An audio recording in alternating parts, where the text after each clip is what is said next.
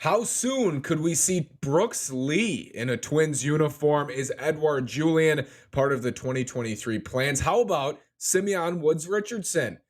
Updates on some of the Twins' top prospects on this Prospect Friday coming up on today's episode of Locked On Twins. You are Locked On Twins, your daily Minnesota Twins podcast. Part of the Locked On Podcast Network, your team every day.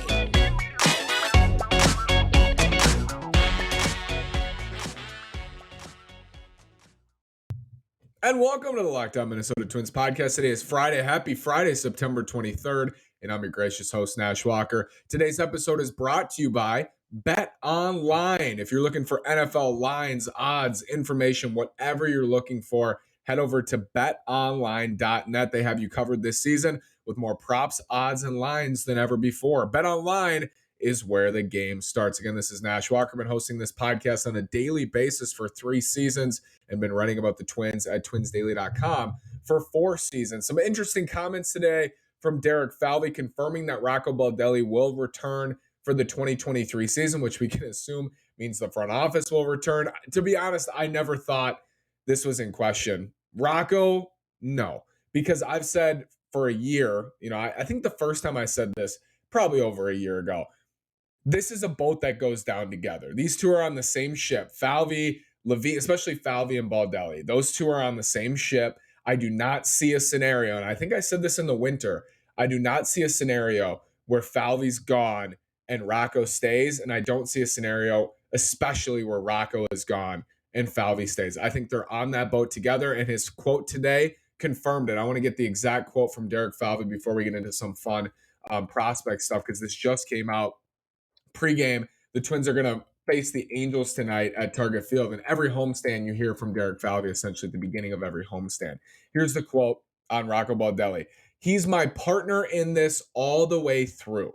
Rocco is a big part of our future, not just next season, but beyond. So if that doesn't tell you they're on the same ship, I don't know what does. And it could be lip service, but it's a vote of confidence that Baldelli will be back in 2023. We have a lot of time to get into that decision, into Baldelli's year, into his tenure so far. We'll do that shortly after the season. We'll have player grades, we'll have front office grades, we'll have a manager grade, and we'll get into all of those things. I thought that was interesting today from Derek Falvey. Also announcing that Byron Buxton is going to undergo arthroscopic knee surgery to clean up his knee. I think the biggest part of this, it's not a surprise. The biggest part of this is that it's a cleanup. It's a cleanup surgery. It's not a repair. There's nothing torn in Byron Buxton's knee that we know of, or that an MRI would show. He's getting scar tissue cleaned up in his knee because he beat up that knee all year long. Should be ready to go for spring training. Much more, I'm sure, to come up on that as well for Byron Buxton. Today is Prospect Friday, and I know you're wondering when we could see the Twins' number 1 or first round pick, number 8 overall pick, Brooks Lee from this year, who in his pro debut has been awesome. 31 games, hitting .303, 389 on base, slugging .451 for an OPS at .839. Already made his way up to Double-A. He's been playing for Wichita. They clinched the division last night. They'll play in the championship series starting Sunday night in Frisco. Super impressive. Striking out in 14% of his plate appearances as a pro and walking in 12%. He's a switch hitter. He can play short, and that's the biggest question. And with Brooks Lee, like a lot of Twins prospects and a lot of guys they favor and a lot of guys they draft, the biggest question is, where are they going to end up? And this is one of their philosophies. I don't agree with plenty of things that they decide to do, like not investing in bullpen, not giving out starting pitching contracts. Some of those things I'd like to see them change. One thing I do like in their philosophy is the first question they ask when they draft somebody is, can they hit? Because if you can't hit, it doesn't matter what position you play unless you are, Andrew Jones in center field, who was a great hitter as well. But unless you're Andrew Jones or prime Andrelton Simmons or, a generational defender, it doesn't matter. Because if you can't hit, you can't hit. And I like that that's the first question they kind of ask. And then, there is a balance, like positionless guys, that's not ideal. You don't want a bunch of DHs on your roster. That becomes a problem. But someone like Brooks Lee makes a ton of sense. His biggest question is, defense. Is he going to be able to stick at short? Is he going to play third? Is he going to play second? Is he going to be in the outfield? Where is he going to play? And that's been the question for a lot of Twins top prospects in recent seasons. Royce Lewis is one of them as well. As a right-handed hitter, he's 8 for 21, 2 doubles. As a left-handed hitter, hitting 287, 4 doubles, 4 homers, 374 on base, slugging 446, equally as good from both sides. In a small sample, I will admit, in his pro debut this year.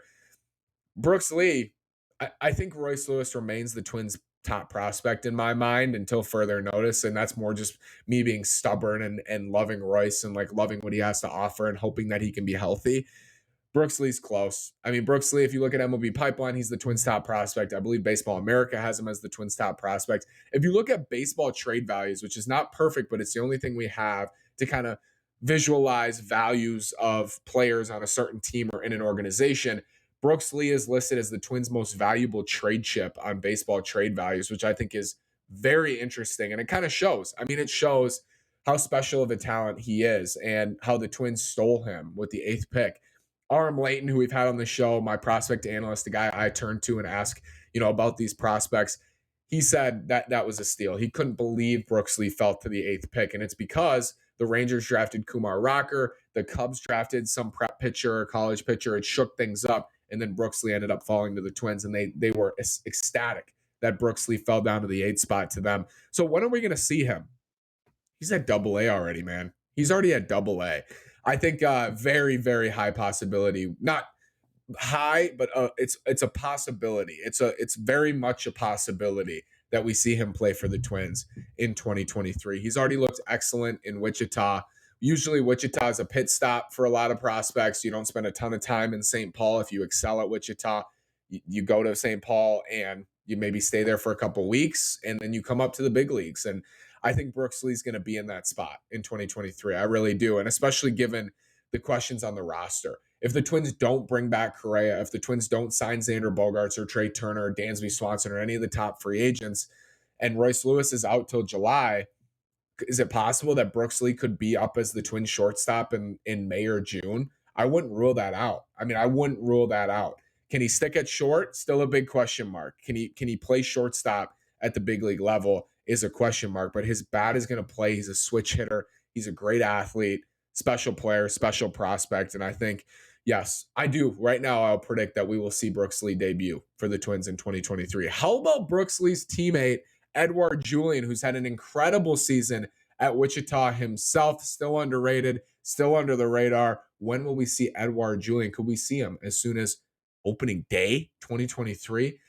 BetOnline. BetOnline is the best. It's the number one source for football betting info this season. Find all the latest player developments, team matchups, news, podcasts, and in-depth articles and analysis on every game you can find. And as always, BetOnline remains your continued source for all your sport wagering information with live betting and up-to-the-minute scores for every sport out there. The fastest and easiest way to check in on all your favorite games and events, including Major League Baseball, MMA, boxing, and golf. Head to betonline.net or use your mobile device to learn more. BetOnline is where the game starts. Again, betonline.net is your number one source for football betting info this season. Football's in full swing. If you want to bet on the Vikes, go bet on the Vikes. If you want to bet on somebody else, go bet on somebody else. I advise you bet on somebody else, but bet on anybody at betonline.net. College football, the NFL I mentioned, hockey's coming, the NBA, college basketball is on its way back, and you're going to want to go play. BetOnline is where the game starts. Head over to betonline.net on your mobile device or your desktop to get started. Edouard Julien and Matt Wallner are the two unquestioned, best performing hitting prospects, position player prospects in the Twin system this year. They traded their other two, Spencer Steer, Christian Encarnacion Strand. It would have been those four. Those four together were really excelling. The Twins kept their two left-handed bats of those four. The two right-handed bats they shipped out. Encarnacion Strand, part of the package for Tyler Mahle, and then both of them, part of the package for Tyler Mahle in that trade. So they shipped both of those guys out. It left Julien and Wallner. And Julien on the season, I've tweeted about him quite a bit. I've talked about him quite a bit. 113 games. When we talk about these prospects and we break down these prospects, I like to think of them as, are you a complete hitter? That's the question. Are you complete? Do you hit for average? Do you hit for power? Do you walk? How's the strikeout rate? Are you decent on the bases? That's how I think of a player offensively when I'm looking at a profile. Jose Miranda is a good example of this. He hit for average, he hit for power, he walked a little bit, and he didn't really strike out last year in the minors. And what we're seeing this year is an impact major league hitter. So that's kind of what I look at here. For Julien, did he hit for average? 113 games at AA, hit 300 on the dot in the regular season, 300. Did he get on base? Did he draw walks? On base percentage, 441. And then another, did he hit for power? Slugged 490. OPS 931. Incredible. 19 doubles, 3 triples, 17 homers. Walk rate. Does he walk? 19% walk rate. Strikeout rate, that's the one that you circle. 25% strikeout rate. That's reasonable, though. This is what we break down all the time. With Wallner, 30, 35%. That's too high. You don't want that. Julian's at 25%, which in the majors is probably 30, 35%. He's cutting that down. It's been trending downward. Still something to watch for him. That's clearly the biggest hole is the swing and miss. Steals. Speed on the base pass. He's stolen less this year, but the last 2 years combined in the minors, 65 steal attempts, 53 steals for Edouard Julien. So he can nab a bag. I mentioned he's left-handed. Defensively and the strikeout rate. Defensively, he's played only second base this year in Wichita. Last year, he played third, he played a little bit of left, he played second. He bounced all around last year. He's only played second in DH this year for Wichita. So I think the Twins view his long-term home as second base. And if that's the case, what do you do with Jorge Polanco? I'm not saying you uproot Jorge Polanco to make room for Edouard Julien, but you do have these prospects. You have Lee and Julien and Wallner, and Larnach is not a prospect, but he's young, and Kirilloff, all these guys who need time, and you have veterans in their spots. And with Kepler, with Polanco. And I love Polo. I think Polo's a crucial part of this team. I think he's the team's backbone in a lot of ways. He's been dinged up. He's been dinged up this year. His contract is still really team friendly. I'll be interested to see if anything happens with him this offseason. I would be really surprised. But if that's Julian's, long-term home is second base, it's a question. It pops up as a question, and I wonder about that. Could he play third in the majors? I don't know. Could he play left? He hasn't played those spots since last year, and maybe they do bounce him around at AAA next year, but he's only played at Wichita, and he's really only played second base at Wichita this year defensively. The bat, I think he's going to play. I think the bat's going to play. I think he's going to draw walks. He's very similar to Wallner in a lot of ways. The power. I think Wallner probably has more raw pop, and Julien, as much as Wallner walked and got on base this year, Julian's probably going to hit for a higher average and draw more walks, and Wallner's going to have more of that 30 to 40 home run power. But both of them they're pretty similar, and they've had pretty similar seasons in the upper minors. I think Julien absolutely is part of this picture in 2023 as well. And I think many made the argument, and the argument should have been made, and I should have brought this up more, as he could have been an option for them this year at second base. And then you could have moved Nicky to the outfield and not played Gordon at second, and you have Julien there when Polo was out for as long as he was. That could have been a possibility as well this year. So I definitely think next year is in the cards for Edouard Julien. I'm excited about him too. And, trading Steer and Encarnacion Strand, it does increase the pressure on developing Wallner and Julien, because now they are clearly, and with Brooks Lee, your top three hitting prospects, and Royce Lewis is there too when he's healthy. But those are your top three, because Austin Martin's had a dreadful year, a better September, but a dreadful year. So it's Julien, Wallner, Lee, and you really want those three guys to become good major league players in the system. Simeon Woods Richardson is on the fast track to Minnesota. I can't stress enough how good of a year he's had. He's been excellent. 22 games, 21 starts, over 100 innings pitched, which after last year is significant for him. He had a lower pitch count. The walk rate was ridiculous. The velo was down, and it's been almost a complete turnaround this year. ERA is 2.93 between AA and AAA, 27% strikeout rate, 8% walk rate for Simeon Woods Richardson. And on average, he's 6 years younger than his AAA competition. He'll be 22 in September. I'm April of 2000. I'm 22.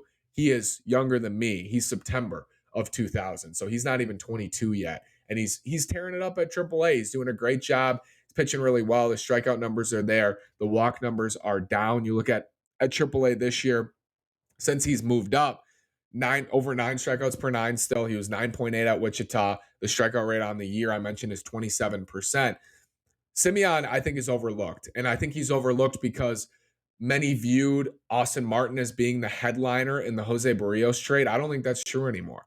I think Woods Richardson is clearly the front runner to be more impactful at the big league level. I really do, because he's had a great year. He's super young. He's projectable. He's big. He's strong. His potential 4-pitch mix still needs to add some velocity. There's reliever risk there with him. The innings count, it's low. I mean, just over 100. He's going to get a little bit over 100 this year. And last year, I think he was at 50. He threw 53 and a third, and he went to the Olympics. So his year got cut short. He had a 5.91 ERA, though. His ERA this year is 3 runs lower at AA and AAA. It's been a turnaround.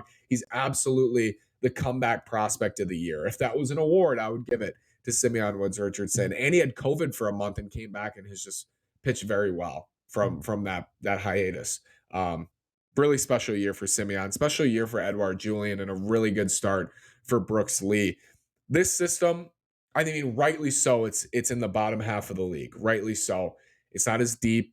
Even at the top, there are question marks with Royce. There's with Brooks Lee, like positional question marks, but it's still a system that I think can produce really good major league players. And I also believe that it's a system that has the ammunition to make deals this offseason. Emmanuel Rodriguez is another guy, is one of their highest upside players who got hurt toward his meniscus this year, but was absolutely incredible at low A and 19 years old, doing what he did with the walk numbers and the power down there as an outfielder. Special. And they had some special performances this year. They had special performances last year. Some guys have done it again, like Julien, like Spencer Steer, who they traded. They're going to have ammunition if they want to make some moves this offseason, because yes, the starting pitching free agent market has some guys. Rodon would be great. Rodon would be awesome. DeGrom would be amazing. Verlander. We have to be realistic about the top of the line starters. And at the top, it's basically, Verlander, DeGrom, Kershaw, Rodon. So it leaves you one option. Like Kershaw's going back to the Dodgers. Verlander's going back to Houston. These things feel inevitable. And DeGrom's probably going back to the Mets. So it leaves you with one guy at the top who's like a clear ace number one, and it's Carlos Rodon. And the Twins have shown they're not likely at all to land that guy. So I think, again, unfortunately, we're going to be looking to the trade market for a number one starter. And what makes that so important is having a top of the system that's special. And even more important to that is continuing to develop bats and arms where you have the ammunition to make trades and guys come up and help you at the major league level more than anything. They've had other guys. Marco Raya has had an awesome year. David Festa, obviously the 399th pick last year out of Seton Hall. What a year with velocity increases.